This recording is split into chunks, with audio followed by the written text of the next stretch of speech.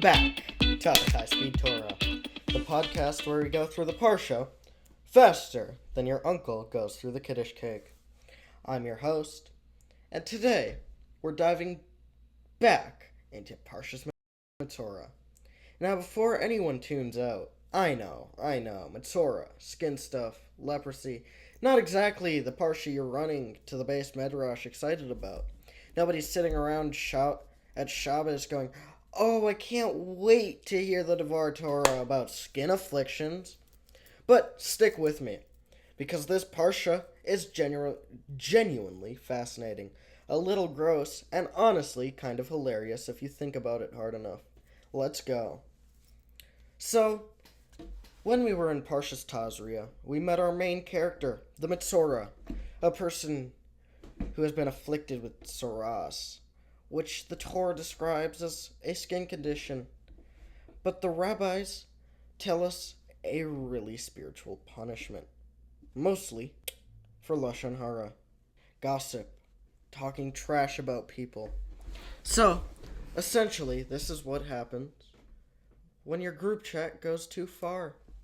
Now, the Metzora has been declared impure, sent outside the city, living his best quarantine life. But now, it's time for him to come back, and there's a whole process.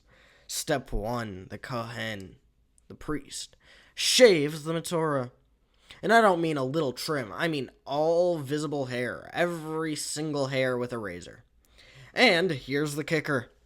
If the Kohen missed even 2 hairs, even accidentally, the entire shaving was invalid and had to be done again from scratch before they could move on. 2 hairs, that's it. 2 hairs and you're back to square one. Can you imagine being that Kohen? This guy is standing there with a razor going millimeter by millimeter over someone's entire body, knowing that if he misses even a tiny patch, like the back of the ankle or behind the ear, the whole thing is void. I get stressed when I miss a spot shaving my face. This guy had to get the whole person. No pressure, though. Okay, so after the shaving, the Metzora immerses in a mikveh, a ritual bath, along with his garments. And you'd think, right, mikveh done, we're good, come back onto society, grab a falafel, you're good to go. Wrong. After the mikveh, he's allowed back into a walled city. And this is a huge but, he's still considered a primary source of uncleanliness. He's like a walking contamination zone. He cannot live with his wife. He cannot enter the temple mount. He cannot eat from the sacrifices. He's basically been let back into the city, but put on the social equivalent of probation. Yes, you may enter the city walls. No, you may not touch anyone or anything meaningful. Welcome home. Kind of. This is like getting paroled, but your ankle monitor covers basically everything fun in life. So, he counts 7 days. On the 7th day, guess what? More shaving! A second full shave by the Kohen. Then another mikveh. And then on the 8th day, the real grand finale begins. The 8th day is all about korbanos, the offerings at the Beis HaMikdash.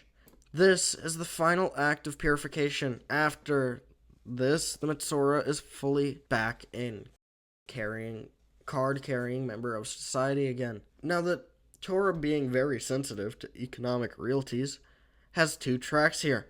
A rich man's package deal and a poor man's package deal. The rich man's offering is a lamb as an asham, a female lamb as a chatas, another lamb as an olah, plus a minchas nesachim, which is a flour offering consisting of 3 esronim, that's about 15 pounds of flour, plus a log of oil. 15 pounds of flour, just in case you wanted to bake a cake while you were at it. The poor man's offering is 2 turtle doves, or pigeons. One is a chatas, one as an olah, plus an omer of flour, which is about 5 pounds, and a log of oil. Much more manageable. Same spiritual outcome scaled to your budget. The Torah is basically saying Hashem doesn't need you to go broke to come back into the community. But here's where it gets really interesting, and this is my favorite part of the whole Parsha.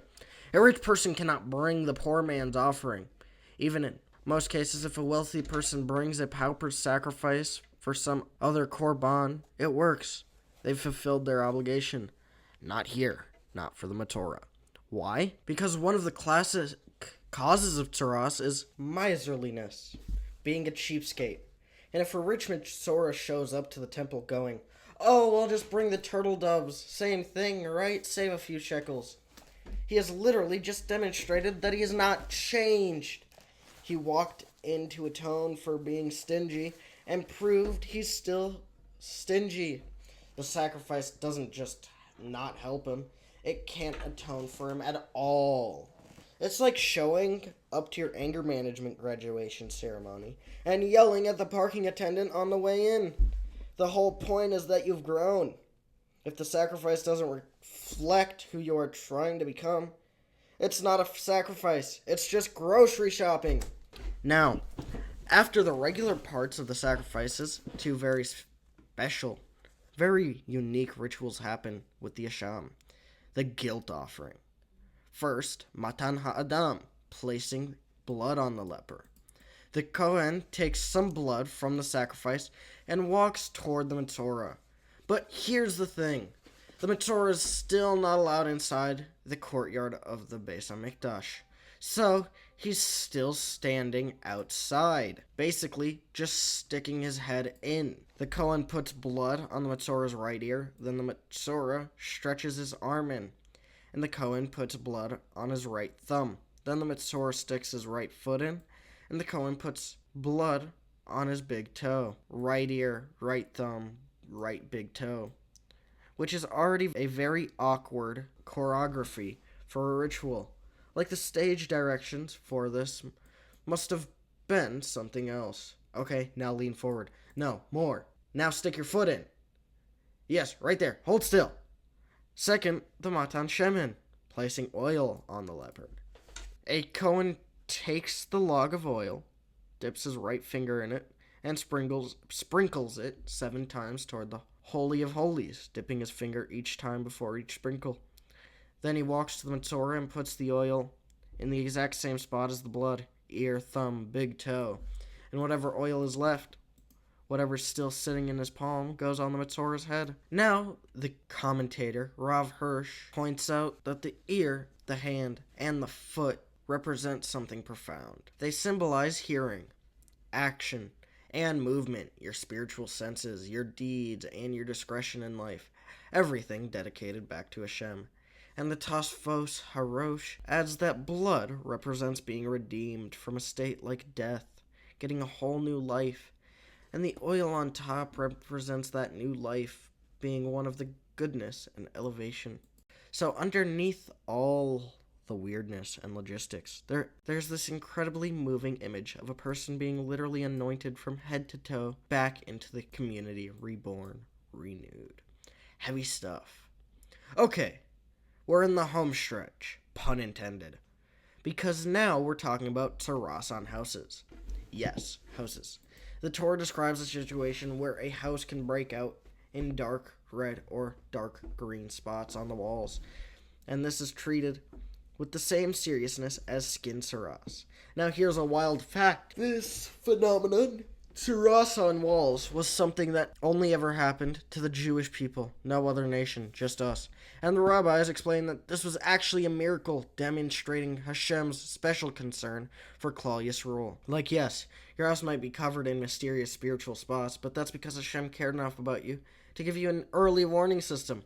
Most of the time, the tsaros would start on the house first, and only later, if you didn't get the message, move to your body. The house was the opening act, the warm-up, the, hey, just an FYI, we need to talk, before the full intervention. Why does the Torah discuss houses last if they come first in real life? Well, there's 2 reasons. Reason 1, the law of tsaros on houses were taught to the Jewish people while they were still in the wilderness. They didn't own houses yet. They were surrounded by clouds of glory and the desert. So Shem's essentially said in the desert, if you sin, it goes straight to your body.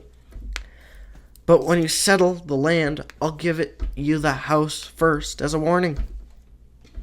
Which is honestly kind of generous.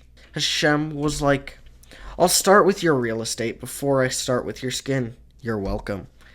Reason 2. The Torah discusses tzaras on the body first in order to scare people into not sinning. But in practice, the Almighty was merciful and let the house go first. So the scary version is written first. The merciful reality is described later. The Torah was basically written in strict mode, but executed in compassionate mode. So what's the big takeaway from Parshas Metzora? A few things. 1. Watch your mouth. Lashon hara, gossip, slander, talking about people behind their backs. The Torah takes it incredibly seriously. So seriously that it has the entire elaborate purification process to bring back someone after they've fallen into it. 2. The sacrifices are meant to awaken tshuva. They are not just a transaction. They are not a full spiritual rebooting of who you are. And if you try to cut corners on the reboot, it doesn't work out. You have to actually mean it. 3. Hashem's discipline comes with mercy. The house before the body, the warning before the consequence, the purification before the reunion. Every step of this process, as strange as it looks from the outside, is designed to bring someone home. And 4. If you're a Kohen in ancient Israel and it's your shift at the base of Mikdash, on the 8th day of a Metzora's purification, bring comfortable shoes. You're going to be doing a lot of bending. That's Parshas Metzora, high-speed Torah style. If you enjoyed this episode, leave us a review, share it with someone who needs a little Torah in their week. And remember, next time you say something you shouldn't, just picture the Kohen, the razor, and 15 pounds of flour. Maybe keep it to yourself. Have a great week, and I'll see you next time, where we dive even deeper into Parshas Metzora.